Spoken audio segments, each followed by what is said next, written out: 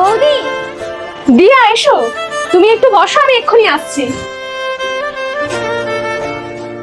ওকে বলতে পারবো না আমাদের সংসারের অবস্থা, নিজেদের ঠিকমতো খাবার জোটে না, অভাবের মধ্যে দিন কাটাচ্ছি। ওর দাদার চাকরিটাও চলে গেছে।